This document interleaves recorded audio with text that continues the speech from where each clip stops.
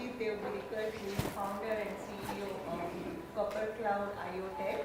He's going to talk about applications of sensor technology in Industry 4 and IIoT.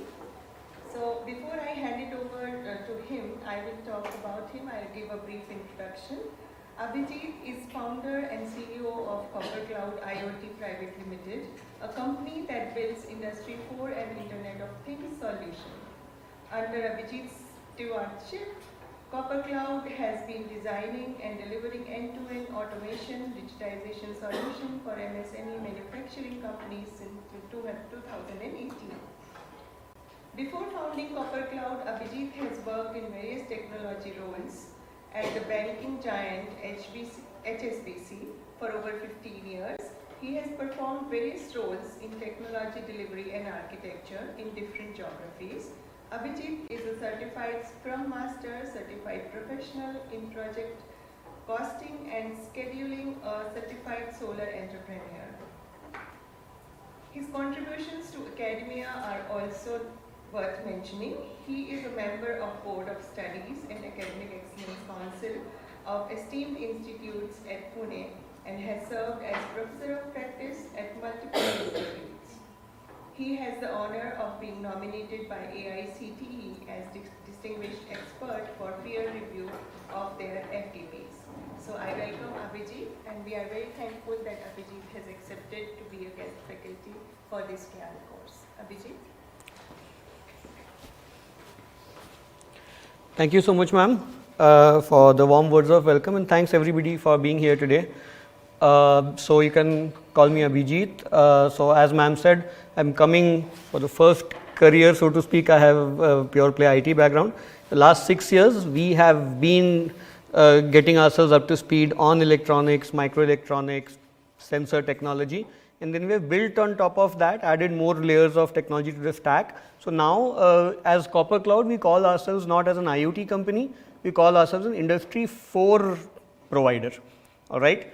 Primarily, we'll get out of the what we do as a day jobs. Primarily, we are in the business of converting traditional shop floors, manufacturing companies, to smart shop floors, which means we make their machines smart, we make their processes smart, we digitize processes which are not digitized. Most of the stuff happening in the Asian manufacturing industry is pen and paper right now. The processes are digitized, but the actual execution of those processes is pen and paper. We are trying our hardest to get all of them into digitization and wherever possible into the sphere of automation, which is where we start getting into sensors and electronics and IoT. IoT is at the heart of what we do, and one great thing about IoT is that it's not one technology, it's a gateway into dozens of technologies. So when I hire people, I tell them first 2 years I will write designation what you have. Uske aage you write your own designation. If you want to do more of network, call yourself a network engineer. If you want to call yourself a cloud engineer, call yourself an electronics engineer, right? So the beauty about something like IoT, it's a bridging technology. So you can get into lots of things by opening that one door, right? So that's the little bit on the introduction. Where's my, yeah. Caller mic is working now? Am I audible to the end? All right, great. So I generally like to start sessions with a bit of visuals. All right, so this is probably the only animated slide I have. Let's make it interactive, right? Anybody has seen this GIF before? Can somebody just volunteer what this is about? What is this map? Waterways.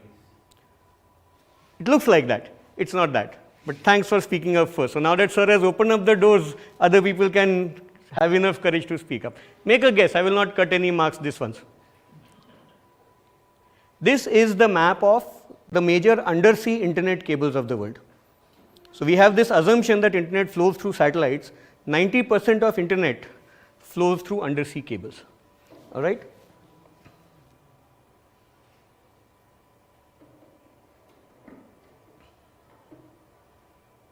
They are huge cables, 2 feet diameter, 3 feet diameter cables. Entire navies and submarine services of countries are dedicated to defending these cables, right? Because we know what happened to the oil pipeline. Something similar could happen to internet pipelines also, right? Problem maker? All right.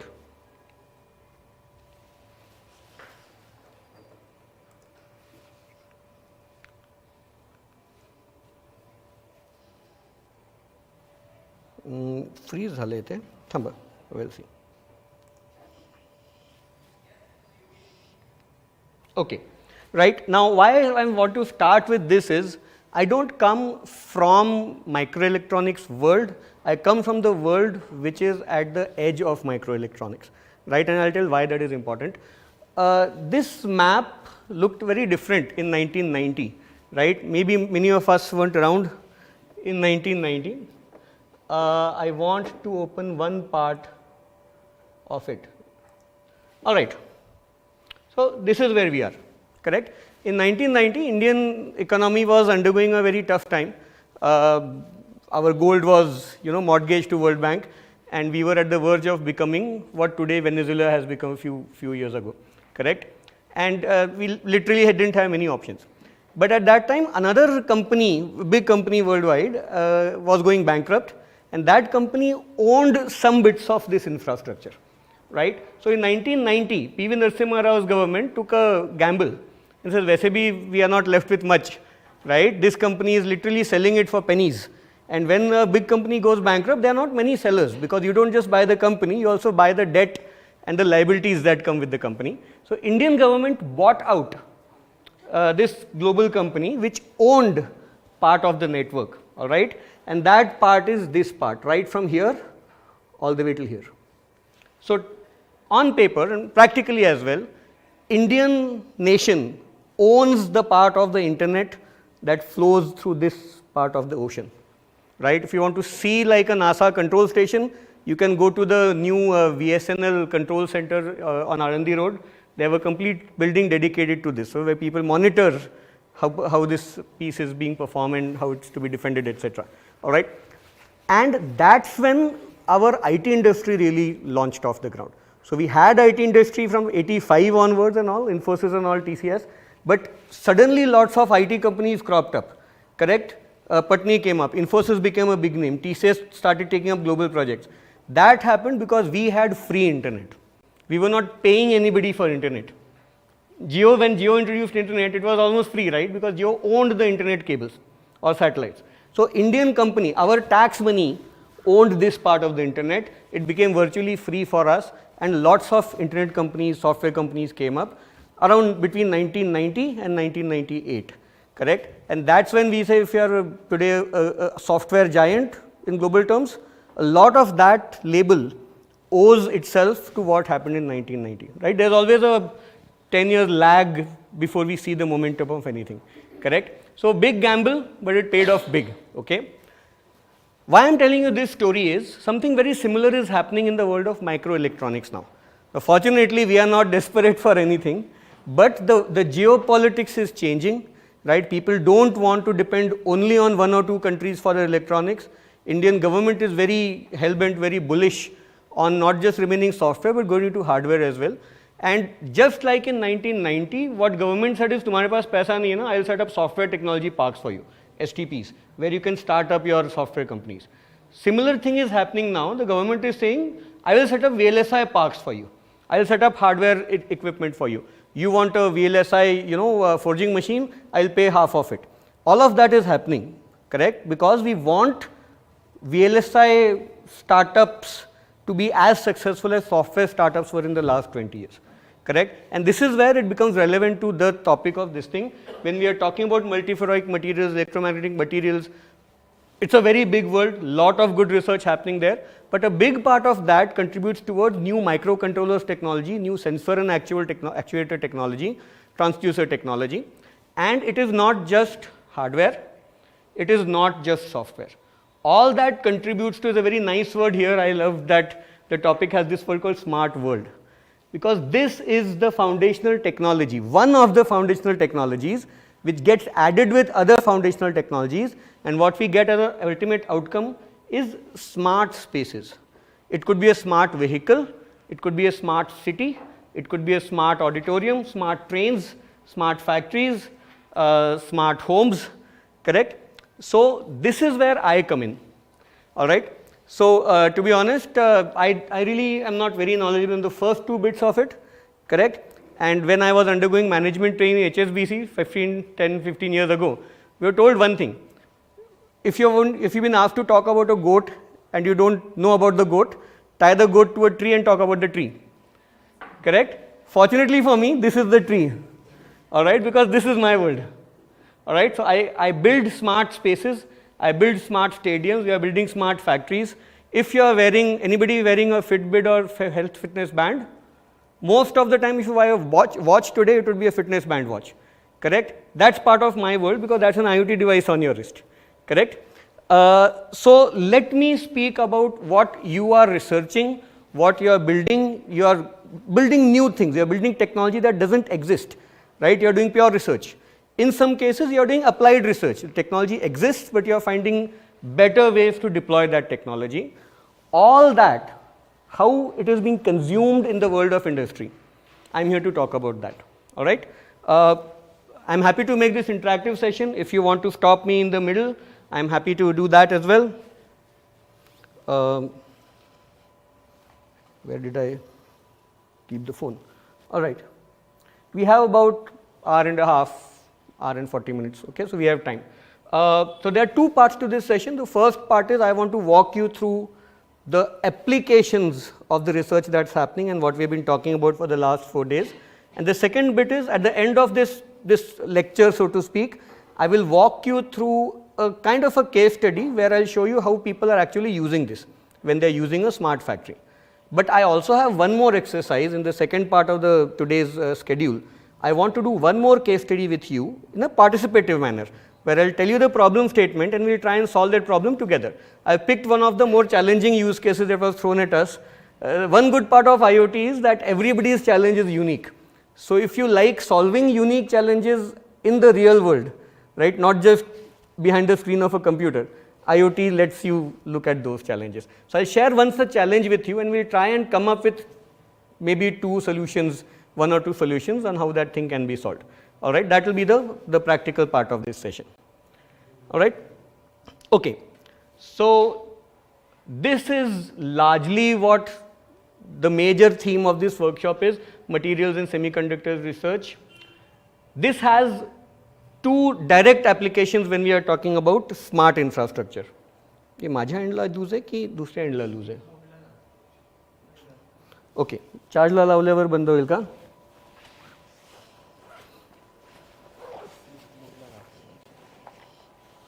चार्जला लावून द्या, मग slip नाही होणार. ठीक आहे.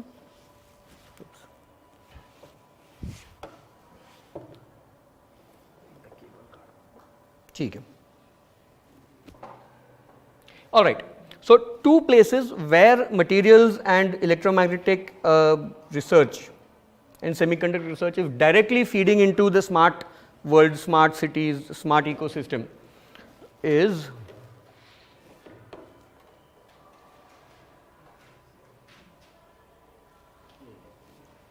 वेळ लागणार आहे का? ठीक आहे.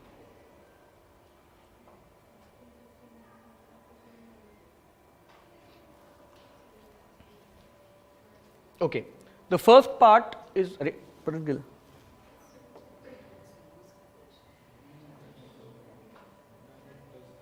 let's give it 30 seconds, let's see what happens. First part is sensors and actuators, right, which are largely physics, right? There's no computing happening there. So they might be semiconductor devices, but there is no RAM, there is no CPU, ALU, there is no program running on that devices, right? The second bit, we'll have to do something about this.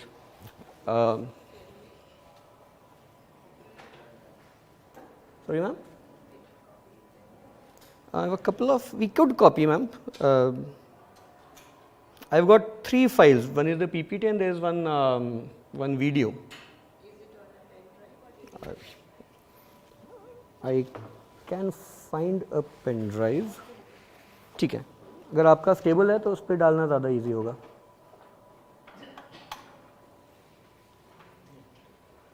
Change केलं का तिथं?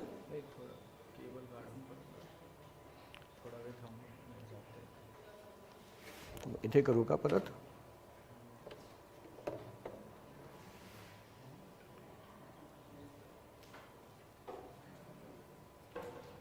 तो पोल करता है actually सारखा. Give me 1 minute to get this sorted, guys.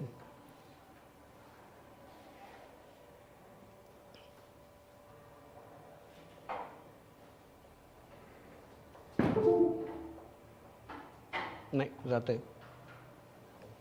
Pen drive आहे तुम्ही ma'am आणायला गेले आहेत. Oh great, thank you so much ma'am.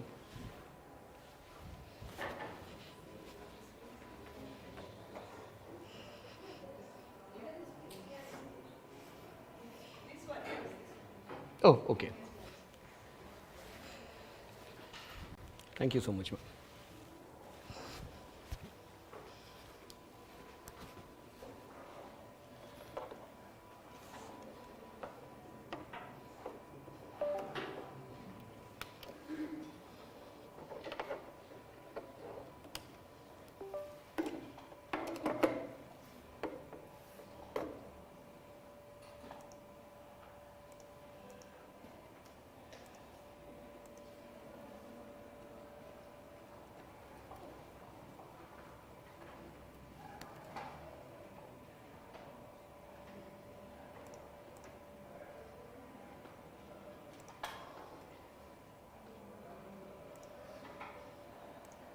All right, so that's copied. Eject. ठीक आहे. IoT dash copper cloud नावाचा फोल्डर आहे, तो कॉपी करून द्या.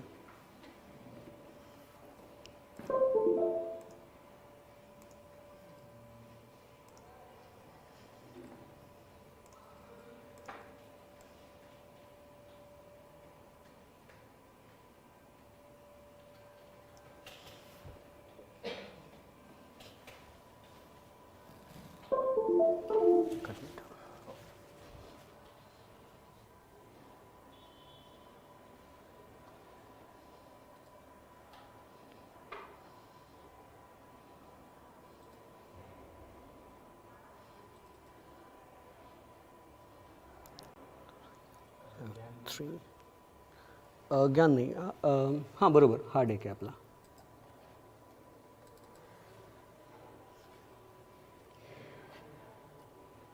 राईट, हे चालू आहे ना. All right, fantastic. I am just setting an alarm for myself, because when I get speaking about this I tend to speak a lot. All right, so one channel goes towards sensors, actuators, related stuff, which is non-computing infrastructure, right, which is physics, right. You convert electrical signals to physical signals or physical quantities to electrical signals. And the second one is equally important, which is the microcomputing platform, right, where we get into the not really transistors but the Moore's law thing. How can you cram more and more computing power in the same area of silicon, right. You get both of these together and then you can do some very nice things. You can build IoT systems, right. So embedded programming, you can run programs on it. The moment you have sensors and a RAM and a bunch of silicon where you can run programs, you can tell it what to do. You can tell it, okay, if the temperature in the room exceeds 30 degrees, then switch on the fan. That's kind of what IoT does, right. IoT edge AI. So nowadays IoT is not just IoT. AI is a big word. It's a very big bucket, right? Big black box. We just say AI, but there are like 20 types of AI happening inside. One of the types is called edge AI or AI on the edge. So the word edge is very important here. And when I have a very quick architecture slide for you where we'll talk about edge, right? Anybody has come across this word, edge computing, so far? New word for everybody, right? So people have heard about cloud, correct? So when you access your Gmail in the morning, that mail is coming to you from the cloud, right? When you access banking servers, कि मेरा balance कितना है, मुझे money transfer करना है, you do a UPI transaction, that transaction is being executed maybe on the cloud, maybe on the server room of the bank, correct? But when you go for a walk in the morning and then you see कि आपके 10,000 steps में से कितने हो गए, that is not happening on cloud. That's not even happening in a server room. That's happening on the edge. What edge means, it's the literal edge, literal boundary of computing, right? Because beyond the watch is your hand, which is not computing. So the very edge of technology tier, very edge of computing is called the edge, right? So your mobile phone is an edge. Nowadays your car is a computer, right? So if you see on the bottom right hand side of your steering wheel, you'll see something like a USB port. That's called a OBD port, onboard diagnostics. So even without going to a garage, आप उसमें से आपके गाड़ी की 6 महीने की history निकाल सकते हो. So your car is a computer on wheels now. It's the edge. Now we have been seeing what Tesla cars can do, self-driving cars. Now a Tesla car sees a stop sign. It doesn't ask the cloud ruku ki na ruku, because that has a latency of half a second or something. In half a second you could well be beyond the stop sign, right? So it needs to take a decision on platform, on board. That is AI on the edge. So whatever happens on the edge is edge computing, edge AI, etc., etc. IoT is all about the edge, right? When you ask Alexa, Alexa, what's the time? To be honest, Alexa doesn't know the time. Alexa, ask AWS server, kitne baje hain? AWS tells Alexa, it converts it. Alexa is majorly an NLP platform, natural language platform. It converts text to a speech of any chosen language, right? But it doesn't know what time it is. Now when you tell Alexa, Alexa, switch on the light in my room, Alexa doesn't grow hands and legs, walks over to the wall and switches on the switch. Alexa sends a command to an IoT device sitting behind your tube light. So Alexa in that sense is not edge. The little device which is sitting behind your tube light, which actually does the on and off function, that is edge. All right? Okay, so IoT and edge AI. Now you take this, you add IT to it, you add data science, you add all kinds of AI, you add visualizations, you add whatever other technology, Bitcoin is not a technology, blockchain is technology, right? You add all this and then we say we are into the world of Industry 4.0.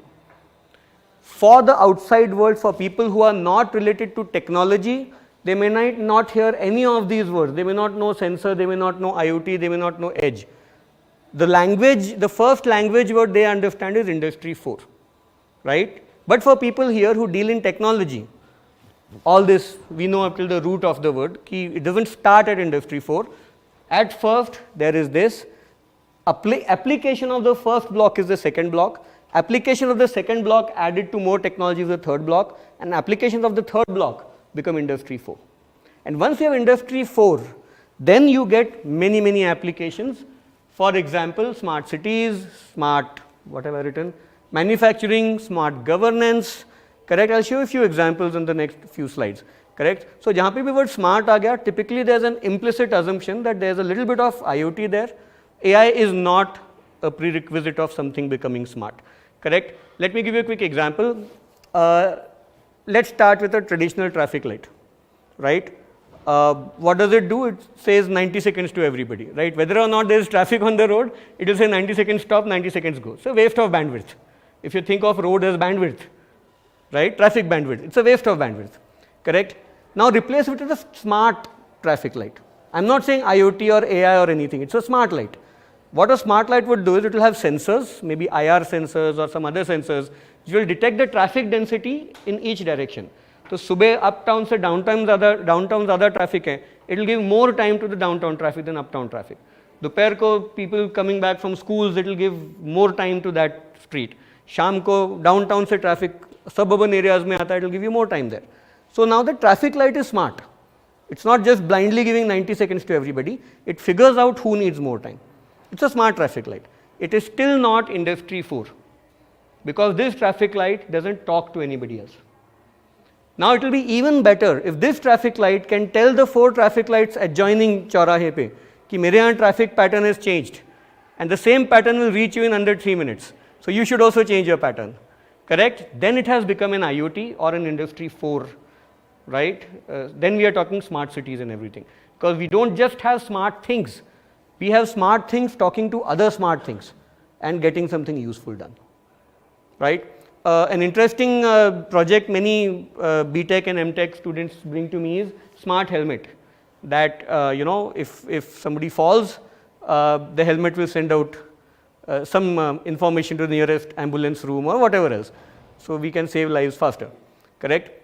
But then I give this suggestion that don't stop there. Where is the data? You saved one life, fine. But what if when your helmet falls, right, put a GPS chip in there, also detect the lat-long coordinates where this fall happened, and over 3 months, over 6 months, you can build a heat map of what the accident hotspots of the city are. Nothing happens in a uniform way. There's always an 80-20. There'll always be 10 to 20% of roads where 80% of accidents happen. Now you are not saving one life. Now you have the scope to save millions of lives, because you can, using that data, you can give it to governance. Governance can maybe say, यहाँ one way बनाओ, यहाँ flyover बनाओ, यहाँ पे traffic light लगाओ, यहाँ speed breaker लगाओ. So the more technology you apply, see, the hardware technology is still the same. You still have a smart traffic light, but you have added two new things. You have given it the ability to communicate, and once it communicates, then you have taken it to the cloud, right? The moment the data leaves the edge, let's start using this term now, right? The moment the data leaves the edge, you don't have to remain on the edge. All the nice computing, AI, analysis, heat mapping you can do in the cloud. Cloud is nothing but a computer that you can't see. It's not your computer. The computer belongs to somebody else where you are running your program. Think of it as an Uber cab. You're not buying a car. You're buying a ride, right? So you're not buying the computer. You're buying the computing time, and you're paying only for the time that you use. Okay? So instead of running all your analytics on the edge, which is more expensive, you are running, and see, one is expensive. Secondly, jahan hardware aa gaya, there's a shelf life. Every hardware will die sooner or later. Software doesn't die. Hardware will die. You'll take the software, put it on a new box. It will keep running. Correct? Software can be replicated very fast with a very little incremental cost. Hardware, so I just brought an IoT device to show you. It's a very simple sensor. In the case study, I'll show you. We are using this device. It's a very simple device. All the IoT, the chip, the Wi-Fi, the edge stuff happens inside. There's one sensor here, which is a proximity sensor. It could be 2 sensors, 3 sensors, 4 sensors, whatever. And there's a power supply at the other end, right? The moment this device sends its data every minute somewhere else, this device ka kaam ho gaya. This can continue to send the next minute and the next minute and the next minute. I'm going to keep this here. You can take a look when you like. All right?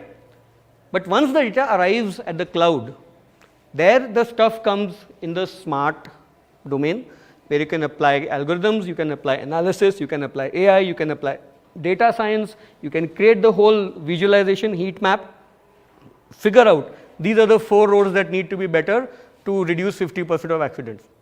That's a smart city thing. Okay? So no matter what kind of smart, if you say smart in front of it, we are having IoT, we may or may not have AI, but you're having some combination of hardware sciences and software sciences and data sciences. Data is usually there. Without data, you can't really do much. All right? Fine here? Okay so far? All right. So as I said, this is, I'm assuming this is the stuff people in the room are working very actively on, right, on an everyday basis. This stuff you might be doing as an adjunct, you might be using it, but large part of this workshop is focused on this yellow box, correct? This is the goat, and rest of it is my tree. All right? So let's talk about the tree here. Okay? Where is my? All right. This is going to be the lens of this session. Right? From what perspective I want you to look at it. I want to share a perspective a little bit about what is the impact of either the pure research or applied research that is happening in universities to the man on the street. And in my case, man on the street is people who are using the smart infrastructure. It could be me as a person who's wearing a smart watch. It could be Indian Railways, because now you can check. पहले होता था ना कि bogie किस platform पे कहाँ खड़ा है, हम दौड़ के देखते थे. Now you can see it on an app. If you go to Pune is a little behind in some places. If you go to Indore में BTech and MTech students are working with the city administration. You are from Indore?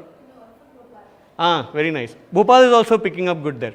But Indore is very good at this. So students are building this smart bus infrastructure. So I can scan a QR code on a bus stop and I know when the next bus is coming, right? So that's the man on the street, the person who's using the applied research and applying it to solve a real world problem.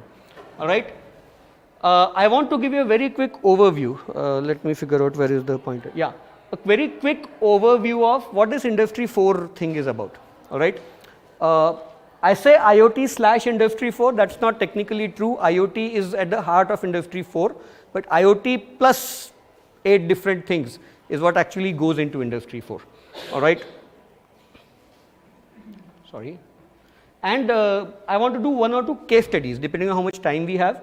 One case study is pure play, a very, very typical smart factory deployment. And I have taken just one. I have 30 use cases. If I go through all 30, you might be here till midnight, so we won't do that. I'll take one use case and I'll walk you through that. And I want, after that, in the practical part of this session, I will give you another use case and we'll try and solve it together. All right. So this is the lens of what we're going to do. Okay. Just one slide on IoT. I guess the name is familiar. Who all are familiar with the term IoT so far? Just put your hand up. Ever come across? Achhe se. Boldly.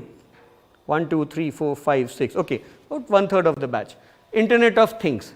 Correct. I just want to clarify one thing. When we say thing, ye thing kya hai? This is not a sensor. It's not a device. Okay. IoT is all about the real world. So a Tesla car having 5 or 6 different devices and a dozen sensors, the sensor is not the thing, the car is a thing. All right, the thing is a very real world object. Let us say I want to know how many times the door opens and I put a little bump switch here. The bump switch is connected to a small microcontroller. Every time I open the door, the microcontroller goes ping, door opened, right? The door is a thing. The controller is not a thing. So thing is a very real world entity. All right. So a network of connected objects, right, which we call things, which are able to collect and exchange information, right, but not just with humans. Our mobile exchanges information with humans, correct, but these devices are connected objects which collect and exchange information not just with humans but also with each other, right. That makes it an IoT network, IoT technology, Internet of Things, correct. I gave you an example of traffic lights, so we can, this is called a V2X use case, vehicle to everything. Vehicles talking to vehicles, vehicles talking to traffic lights, vehicle talking to zebra crossings. And when I say talking, zebra crossing doesn't need to be smart. The camera on the vehicle will say there's a zebra crossing here, so I need to slow down, or there's a cyclist on the road. Vehicle talking to the nearest ambulance station there, etc., etc. V2X use case. All right, and this is not very far in most, I would say, European and some cities of US. This has been done. India mein, this has started with a very, very humble beginning where you have this fast, what do you call it, fast tags, right? Now fast tags are mandatory. You can't go on a highway without a fast tag, aapko double toll lagta hai, right? So the whole idea is you shouldn't have to stop at the toll will detect you coming from 30 to 40 feet away. It will deduct money from your Paytm wallet, and by the time you are at the gate goes up and you are through. And immediately SMS aa jata hai, this is the money that has been deducted, this much money is balance, and you can be on your way, right? That is one use case, maybe in Bangalore, or now Amravati is coming up as a smart city from the ground up. So it's far easier to build a city as a smart city from the foundations rather than, you know, retrofitting a city like Pune, जहाँ पे already narrow streets हैं, already roads पुराने हैं, कहाँ खोद के we dig something to put a electric line and पता चले वहाँ पानी का pipe already है. So it's very hard to do it for existing infrastructure. It's relatively much simpler to do it in a जिसको हम greenfield projects कहते हैं. So that's why if you're going to work on some of this stuff, it's easy to get funding. You go to Amravati, there are so many incubators to give you funding for such projects, right? And what is this Industry 4 then, all of a sudden, correct? IoT, we are okay, we find what is IoT. What is this Industry 4? I don't think I have a slide there, but fine, I'll talk through it. What was Industry Revolution? So you guys were out of school much later than I was out of school. So you remember what was Industrial Revolution, right? You have a hand up there? Anybody wants to tell me Industrial Revolution, what triggered it? No? Steam engine. James Watt. Correct? So us waqt watt, if you tell somebody that watt is the unit of power, nobody will buy it. They would say horsepower. Because people are far more familiar with how to use horses, right? So that's where you started industrializing. Before that, everything was a cottage industry. Anybody wants to tell me which was the biggest and most lucrative cottage industry at the time? Everybody wanted to do that job. Not agriculture. Agriculture you had to do. By default, everybody was an agriculturist. But there was another profession before the Industrial Revolution which people really wanted to be in. It was blacksmithy. Because everybody used metal. Who used to make metal? You want to make tools, you want to make shovels, you want to make, implements for agriculture, you want to make swords for the king. Everything would be made by blacksmiths, right? So very lucrative profession. Then came the steam engine, and suddenly 100 people ka job one machine would do. The machine is size of this room, correct? Industry 1.0, right? Somewhere about 1850s, 1860s, right? 100 years passed, you had electricity, correct? And with the steam engine, you started proper manufacturing. So you came out of cottage industry and you made industry and you had manufacturing, right? 100 years later, with electricity, you had assembly lines because now you had motors and generators and everything. So you had bulk manufacturing, correct? The iconic example of bulk manufacturing is Model T Ford, the very first automobile that was built on an assembly line. So before that, Ford would make like one car in 30 days. With the Model T car, they started building 30 cars in one day, right? So the Model 3 Tesla is kind of a nod to the Model T Ford, because the Model T Ford was the beginning of Industry 2.0 and Model 3 Tesla is the beginning of Industry 4.0 for automotive manufacturing, right? 100 more years pass, you had computers, and you started using computers for record keeping, for computations, for payroll, attendance, reports, everything. Computers are not still doing the job, but you can offset some of your mental effort to computers. Industry 3.0, which happened roughly around 1970s or so, right? And now we are employing computers to even do our jobs in the form of robots, in the form of self-driving cars, in the form of drones. Indian government has already granted licenses to 5 or 6 online stores to start deliveries using drones, up to 5 kilogram payload or something. So you may not be familiar, but up to 5 kilogram payload, you don't need a drone pilot's license.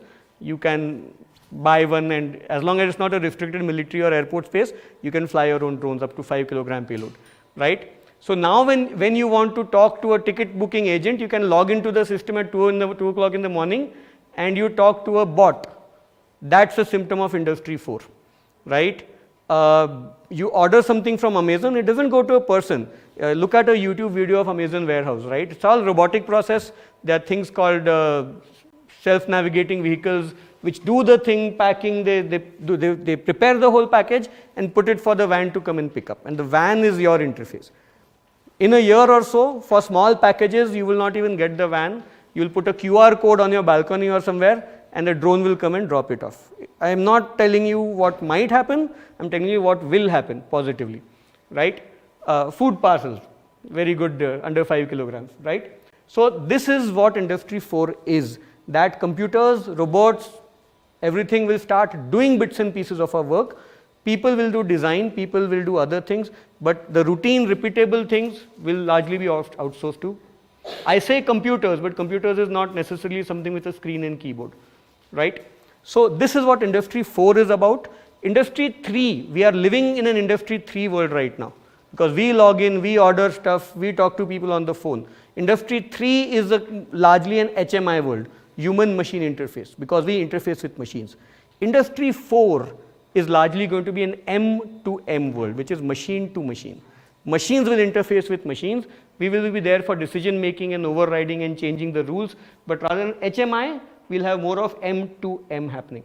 So in many places, Industry 4 के साथ आपको ये term भी देखने मिलेगी, M to M, M to M, machine to machine interfacing. All right? Okay. And of course, unlimited applications of this, right? You have smart cities, where cities, buildings will monitor their own temperatures, they will monitor their carbon footprints. There's a certification called LEED, L-E-E-D, LEED 2 or LEED 3, which gives scores to how well a building regulates itself, right? We are doing some of this because we are working with warehouses where there are up to 4,000 to 5,000 air conditioning uses in one building. And you can't really sit at a computer and control temperature of 4,000 air conditioners, right? So we have this thing that in bunches of 20, the conditioners will talk to each other and manage each other, right? So that's already something that we are building in Hyderabad and Chennai, all right? We are talking about smart vehicle. Then smart vehicle is not enough. You need to build a lot of other things to get to a smart city, right? Smart agriculture.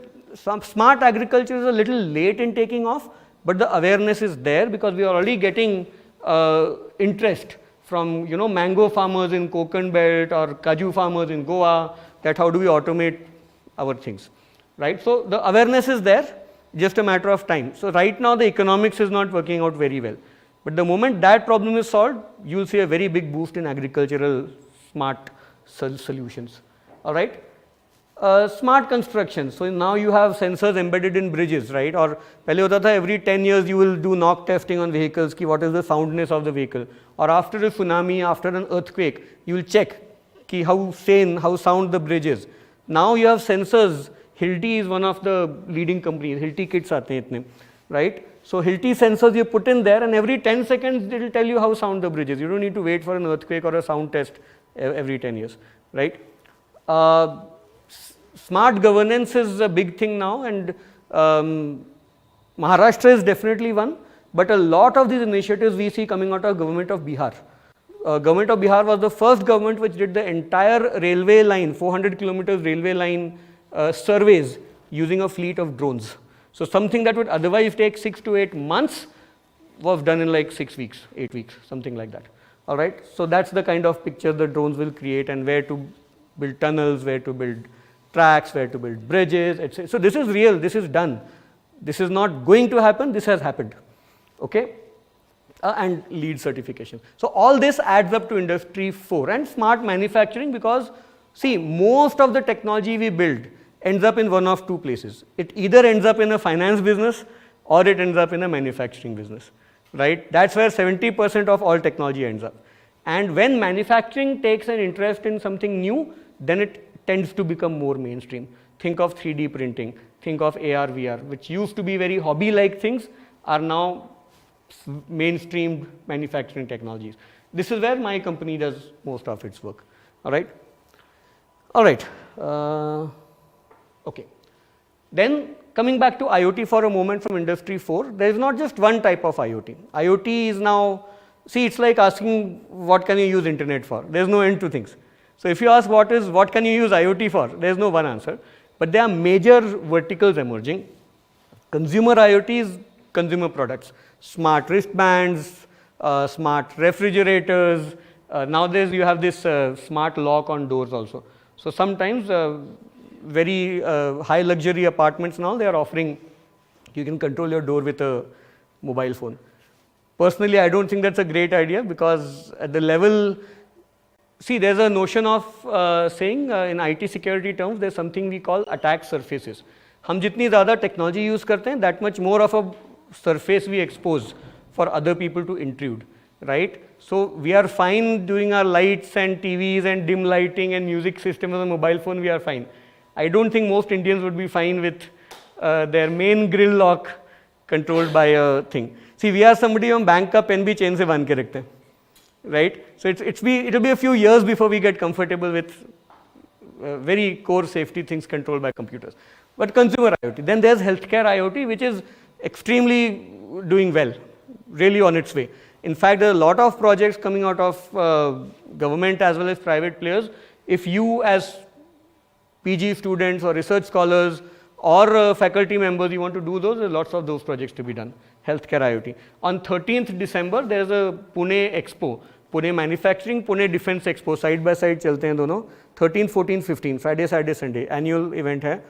You come there and see, there's lots of good stuff for you to come and take back. So we are also there, we are going to talk about smart manufacturing, but you'll get to see healthcare and a lot of good stuff there, all right? Commercial IoT, which is retail IoT, smart carts, or what Amazon is doing. I want to automate my warehouse processes. That's all commercial IoT. And finally, industrial IoT, which is smart manufacturing. Sab mila ke 50% of it ends up being smart manufacturing. Okay? So this is what, and there are more. There's vehicle IoT. Now you talk about there's a whole new protocol coming up called CAN bus, which will be used for e-vehicles and smart vehicles and everything, right? There is, as I said, OBD, onboard diagnostics protocols coming up. See, everything ultimately will have a protocol. What a protocol means is all the major players will come and agree that this is the best way to build or use certain things. When we say Bluetooth, it's not coming out of just one inventor somewhere. Somebody proposed a model, then 3 or 4 more people who wanted to use it started using it. Till that time, none of us knew this exists. Over time, it became mature. People said, okay, now all of us agree. Now let's publish it. It became an IEEE standard, and now everybody uses Bluetooth. Now, I as an individual, I as a company have a better version of Bluetooth to build. It may be better, but it won't be accepted because Bluetooth is already there. If I want to build a new way to build websites, I say HTML purana ho gaya, naya banao. Nobody is going to accept it, even if it's better. The good part about IoT is it is still Wild West. The protocols are still being built. Not all of them are new, some of them are fairly well accepted. Many good protocols we have inherited from the IT world. But there is still a lot of scope for doing novel things, for coming up with new protocols, for coming up with unthought of things. A lot of greenfield stuff happening in IoT still. All right. And with 5G, now 5G is already here, we are using 5G. 6G आएगा तो ये और scope बढ़ता रहेगा ये सब करने में, right? So if you are in communications technology, so microcontroller definitely is there. VLSI manufacturing and VLSI design is likely to go really big. Secondly, communication technologies, because see, IT में हो गया, right? What can you do? You can optimize things more, you can build more AI, you can build more secure systems. Communication is still a challenge because we have good communication technologies for 30 feet range, Bluetooth. We have good communication for 250 feet, Wi-Fi. Okay? After 250 feet, things get a bit iffy. Now you have 1 kilometer range, which is raw radio. It's not as standardized. You have 20 kilometer range communication in the form of LoRaWAN, long range WANs. Very expensive, not scalable, not proprietary. It is scalable, but it is expensive. All right. Uske aage you want to do GSMs, hundreds of kilometers.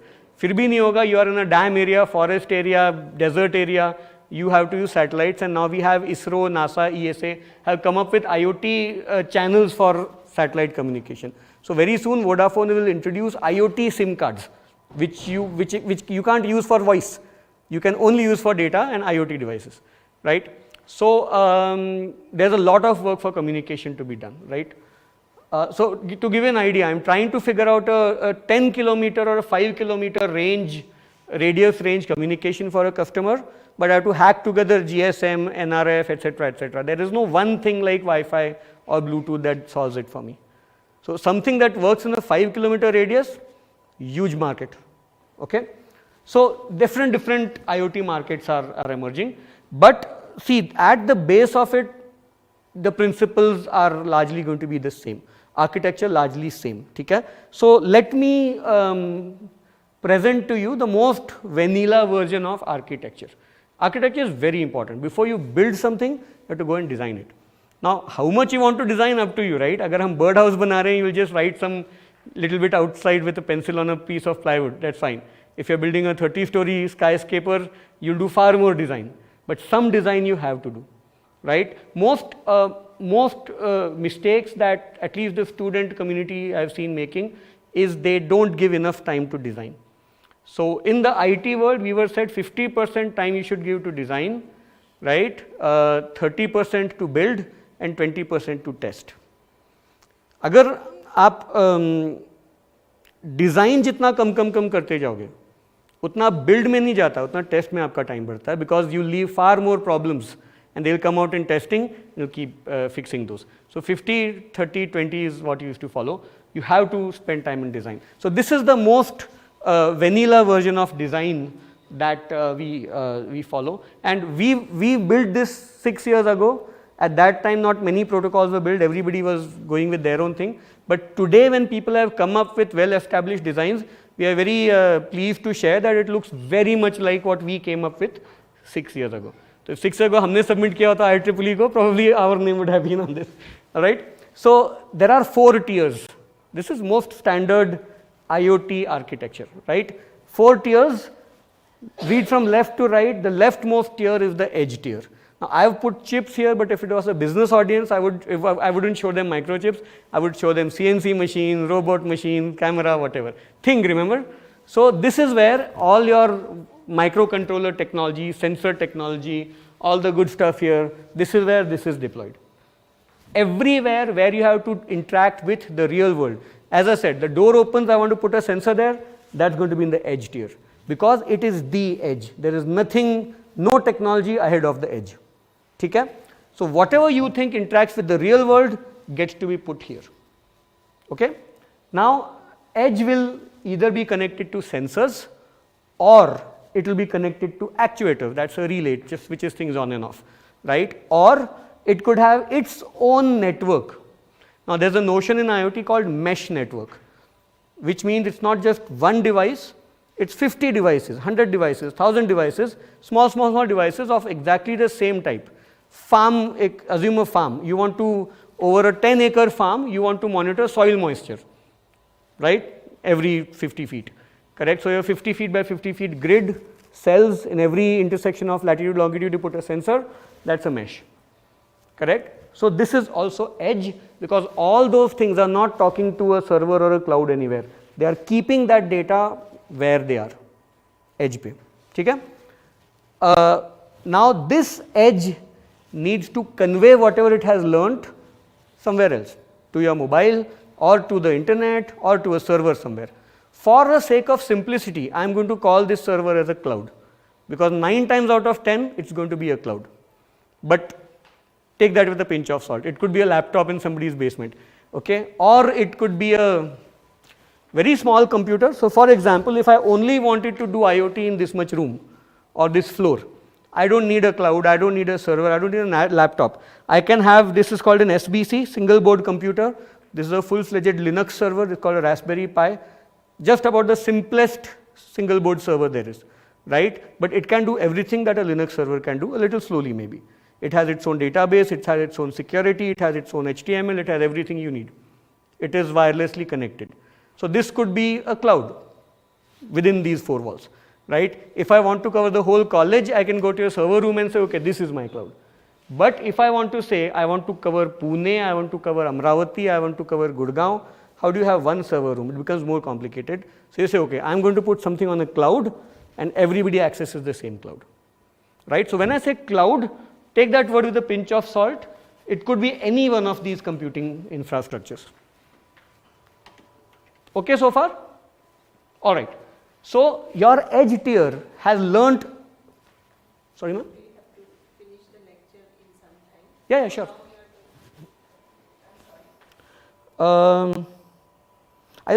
इसके बाद case study है ma'am, so we can finish after this slide. Okay. Right? It's 2:42:14. Yes. 5 minutes we'll finish this slide. All right. So, your edge is learning something about the real world. So, it needs to tell something to the cloud. Ki temperature is this much, what should I do? Or a car needs to say, okay, I have spotted a cyclist on the road, right? So this data has to leave the edge and go somewhere else. For that, the next tier is a gateway tier. So many times when you talk to designers of IoT, they will not say communication, they will not say Wi-Fi, they will say gateway kya use karenge. Gateway means how does the data leave the edge and go somewhere else, right? So when you come to the expo, there will be some companies selling only gateways. They don't do anything else, they only make gateways, right? So gateway could be, in the simplest of case, it could be, where's the thing? It could be a router in your home. If you don't have a good broadband, it could be a SIM card. It could be a 2G network if you don't even have 4G. It could be satellite, it could be LoRaWAN. I don't consider Bluetooth to be gateway because Bluetooth only gets you up to 30 feet. Okay, but if your Raspberry Pi is the server, then yeah, why not? Bluetooth becomes gateway. Okay? The gateway makes sure that your edge can talk to the cloud. All right, and not only your edge can talk to the cloud, your cloud can talk back to the edge, because sometimes the cloud need to issue a command that stop or start the AC, or there's a fire, so call the fire brigade, whatever, right? So this is a two-way channel gateway. And most of your processing, whatever computing you need to do, you should try and do it on the cloud tier, right? Because the more computing you put on the hardware, 2 problems happens. every hardware requires that code or that intelligence, so it becomes more expensive. Secondly, when you want to change something, अगर मेरी एक device Pune में है and second device is Amravati, I have to go to these two places and upload, right? There are workarounds around this, but not very good workarounds. If you put it on a cloud, I can wake up at 2 o'clock my time, log into my cloud and change that one setting. So the more stuff you put on a cloud, the easier it becomes to maintain, the easier it becomes to change, the easier it is to scale to a wider number of users. All right? And the last bit is, how does a user interact with your system? It could be a laptop, it could be a mobile phone, it could just be an LED somewhere. That's also user interaction. When you talk IoT, user doesn't interact with the system a lot. The system interacts within itself with other devices. User might come and look at the dashboard, push a button here and there. But it's not, you can build IoT even without the user interfaces, just the devices working with each other. So this is called, there's a very good name to it, distributed federated architecture. All right, I want to take 1 minute to explain this. It's not just IoT, you use WhatsApp. WhatsApp uses distributed federated architecture, right? Outlook uses distributed federated architecture. Why? What does distributed mean? That your technology is distributed between multiple different servers, different geographies, different hardware. Now it's very different. There's a reason I call these as 4 tiers. All right? Tier is different from a layer. You have a laptop. Laptop has a motherboard as the base layer, right? On top of that, you have the microprocessor, right? Intel or AMD. On top of that, you have firmware or bootloaders. On top of that, you have OS.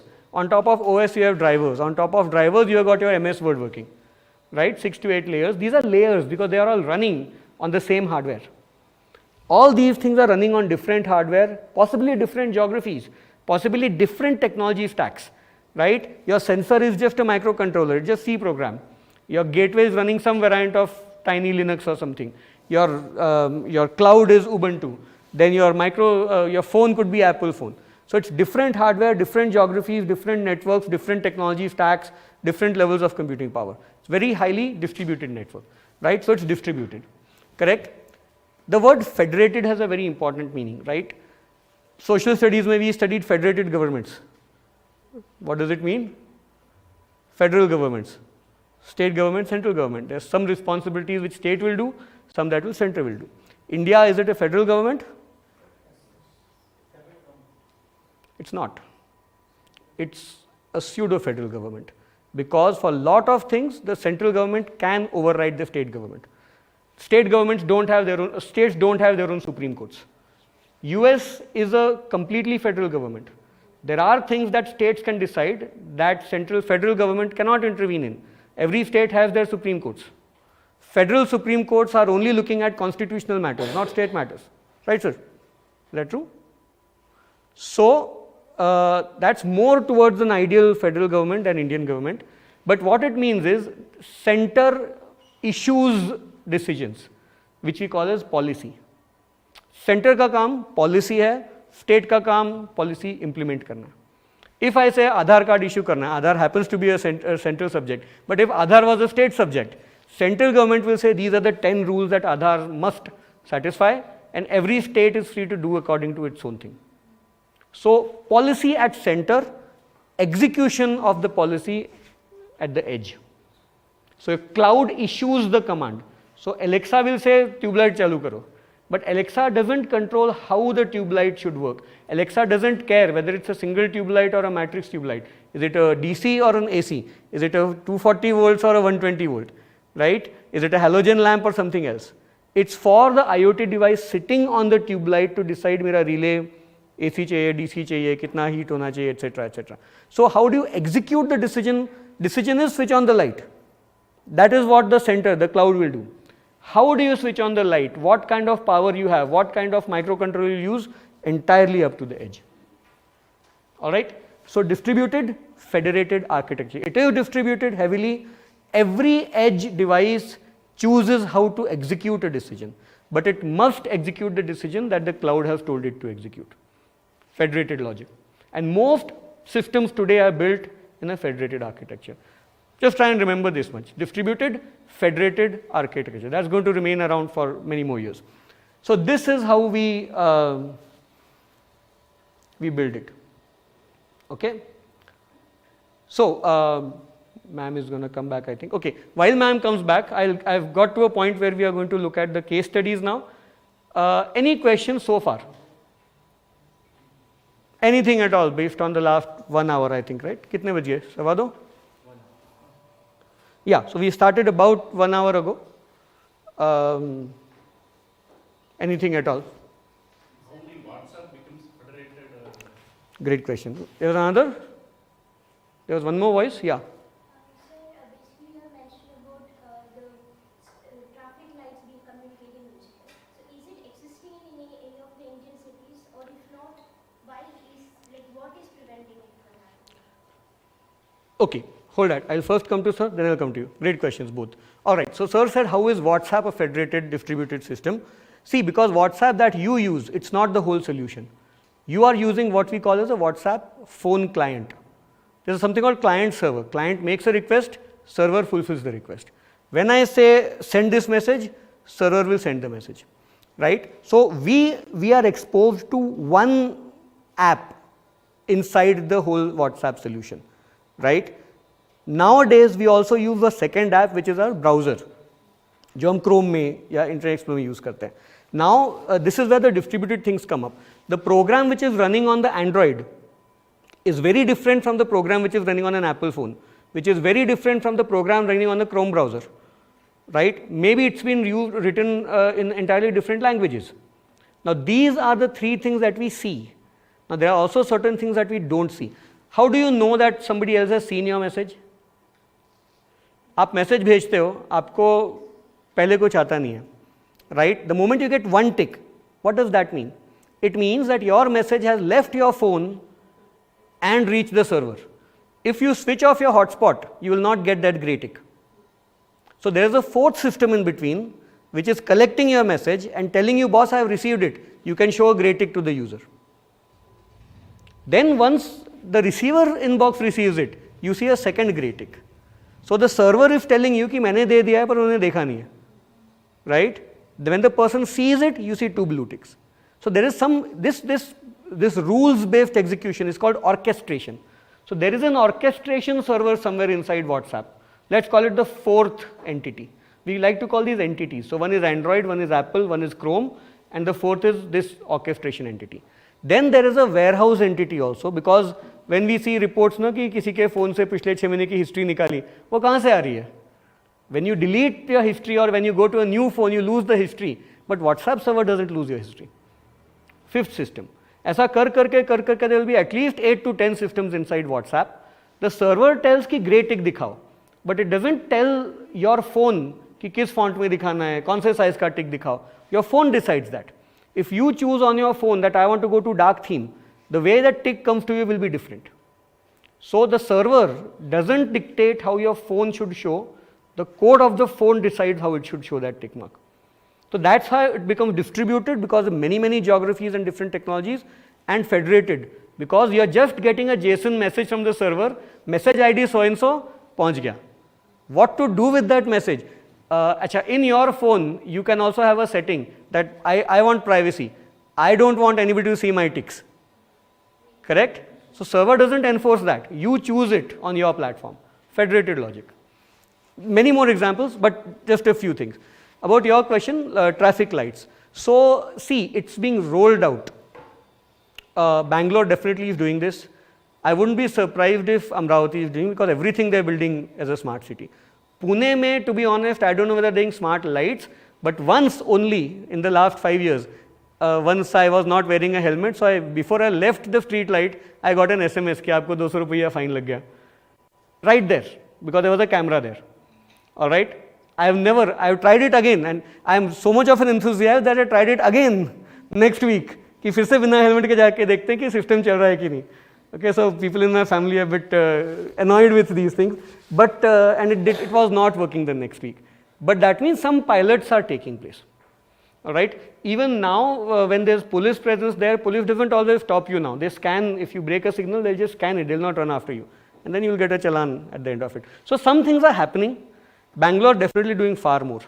Mumbai, since a lot of Mumbai is built newly, after independence or just before independence, they might be doing good things. Pune, they tried to do a few things, but I think they have stopped now. Don't know why, right? How hard is it? It's not very hard. The problem is scale. How do you scale the solution? See, when you build a solution for 20 users, it's very easy. When you build it for 20 million users, it's a very different story. Everything changes. So YouTube used to build, the whole stack was something called Ruby on Rails. The technology, the programming language was Ruby, the server was Rails. Okay, 4 years ago, YouTube moved to Python and Django. Why? Because YouTube has, anybody knows how many concurrent users are there on YouTube?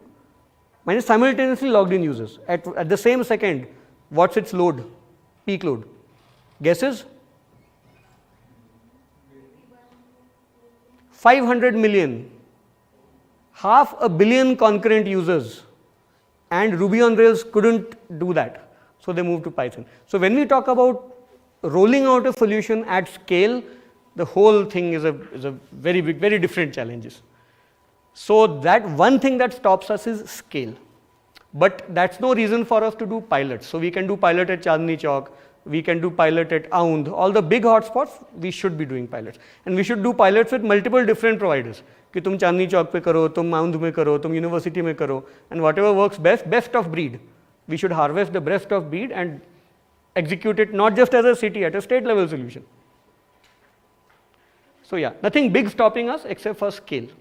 पैसा है, technology भी है, पैसा भी है, करने वाले लोग भी हैं. Scale is a challenge.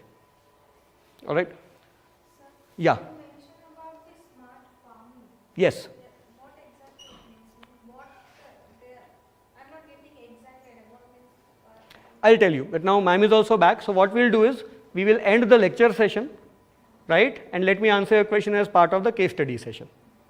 Okay. So ma'am, you want to close something out formally? Close the live link. Yeah, sure.